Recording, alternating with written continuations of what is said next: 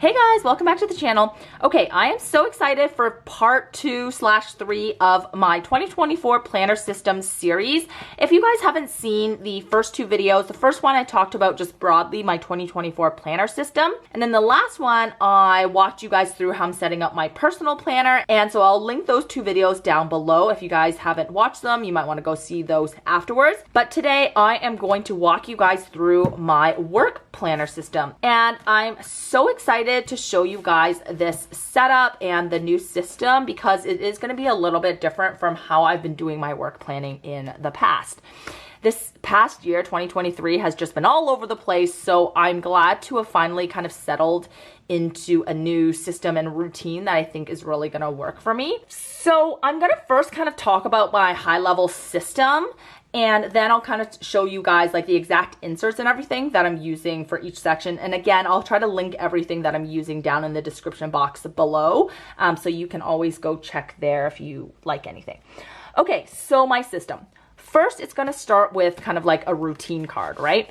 So being in finance, there's a lot of like recurring tasks, monthly, weekly, and yearly, especially monthly. There's a lot of recurring things that happen each month end. And so a routine card will be really helpful just to remind me, obviously, what we're doing at what part of the month. And so I'm going to have that for my work, whereas previously I just kind of had it for my personal, but I'm like, I should use this for work because that makes total sense, right?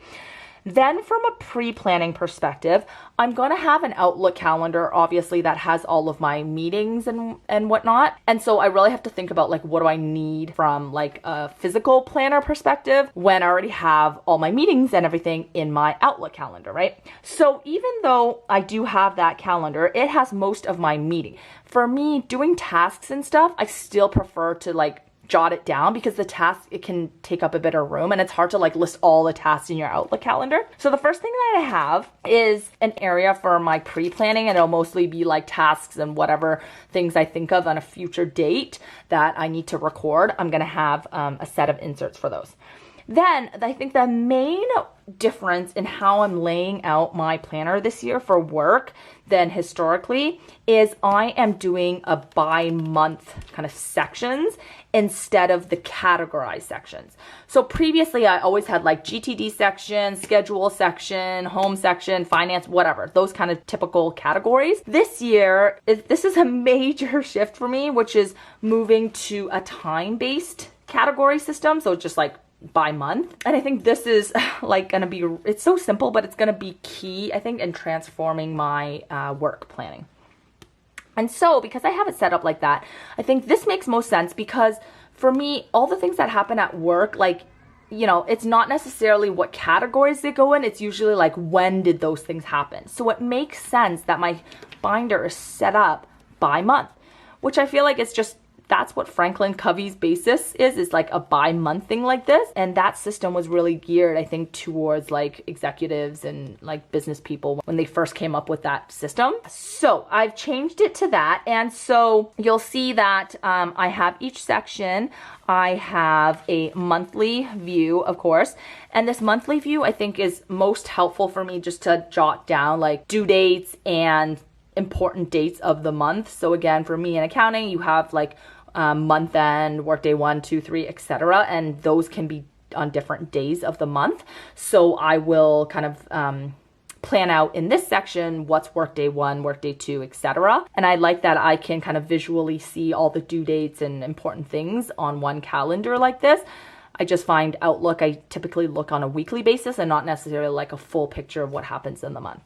So I'm going to have this monthly view for that. And then, of course, the actual tasks that I pre-planned, I will move over to the months. And again, this is pretty similar to kind of the Franklin Covey Planner system. It's really inspired by that. And so you'll see that in the front, so in the front of the month on 2 pages, I'm going to have this section for my monthly inbox. And I'm going to move those pre-planned tasks over to the monthly inbox so I know, you know, these are the items that I need to do for the month. And I actually have like a little legend at the bottom of these inserts. And it's just like my own little legend of, you know, tasks that are completed, in progress, migrated, canceled, priority, waiting, it's a project, or it's a future item, etc. I kind of made these up and I just added this at the bottom as a little reference section. Okay, so that's what I'm going to be doing in the monthlies. And then I'm going to have kind of the weeklies that I talked about. So I've been trialing this for a little bit now, and I've used various weeklies. So I have the work weeklies, the work planner weeklies that I was just talking to you guys about, the week on one page like this. And I've also tried that week on 2-page style like this. These are both in the work planner bundle. But then I've also tried some as just like my older inserts that I have on, that's in my shop from before. And it does have Saturday and Sunday, but whatever. I just trialed some of these as well. And I found that I use the weeklies a lot. So even though I had printed out my dailies, I have a lot of them printed out like this. I find I wasn't gravitating to using the dailies as much. I know a lot of people do need dailies, but for me, I think I'm more of a weekly type person, especially if I'm in a bigger planner. And then what I did was I just cut up a B6 Stalogy notebook and I put in the pages at the back just as scrap paper. And I found for me on the dailies, instead of using one of these, for the most part, I would just take a scrap piece of paper and like do random messy notes. I think it's because I've been so busy the past few weeks, whereas if I wasn't as busy, maybe I would like take the time to kind of do the dailies, but I've just been go, go, go, go, go. So having the scrap papers really helped. So that's kind of what I'm doing from a weekly daily perspective. And then, of course, I will also be having projects and stuff on the go. And how I've organized that is I will put the projects inserts right behind my monthlies, because my monthlies are all tabbed off. And these are from AliExpress, these little tabs. They're really cute. I'll link everything down below. After the monthlies, I put in kind of the projects, and I just have it behind the monthly because it's easy to kind of flip to it and then you kind of see the projects next. And these are kind of the projects I'm working on in that month. And that's been working really well. And then I have the meeting notes as well here. Yeah, so I've been doing this now for a month and a half, and you can see that, you know, I've been really using this planner, which is what I love. And like, you know, these are messy. It doesn't look good. But the main thing being that I'm really using it. And even going into November, I've kind of already written down some of my tasks that I need to be doing next month. And I just like how functional it's been. So yeah, so that's kind of the system. I'm really gravitating, as you can tell, more over into the Franklin Planner system. And I can do a deep dive on that as well, kind of like why I moved over from getting things done over into Franklin Planner. You'll be able to see that I still do use it on the personal side, the getting things done system, but for work, I've really needed to switch it up because GTD was not working from a work perspective. Again, mostly because I really need to kind of have my planner organized based on like this time view, right? Okay, so that's kind of the system. And then in terms of inserts, I already kind of showed you most of the inserts that I'm using. But the other thing that I wanted to show you was the pre-planning inserts. So I had these old Filofax week on 2 pages that you get when you buy a Filofax planner. These ones are from 2022 that I never used. So I just redated it with these stickers again that I got from AliExpress. And they're so thin, so it doesn't bulk up your pages. So if you guys have any old inserts that you want to redate, these stickers are amazing. So I was trialing that for this year, so I redated it. And then for 2024, I got these minimal Franklin Filofax week on 2 pages. And I absolutely love the way that they look. They're so minimalist. Let me just show you. So that's kind of some of the cover pages, and it starts with like hello of the month, and then you get a couple dot grids, then you have the week on 2 pages. But like, look at the font and how minimal this is. I don't know, I just think that looks so good.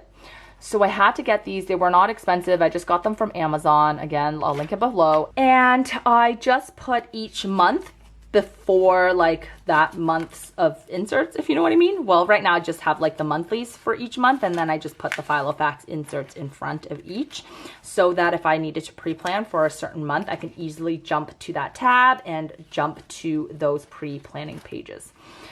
Yeah, these just like, they look amazing, and they weren't like that pricey at all.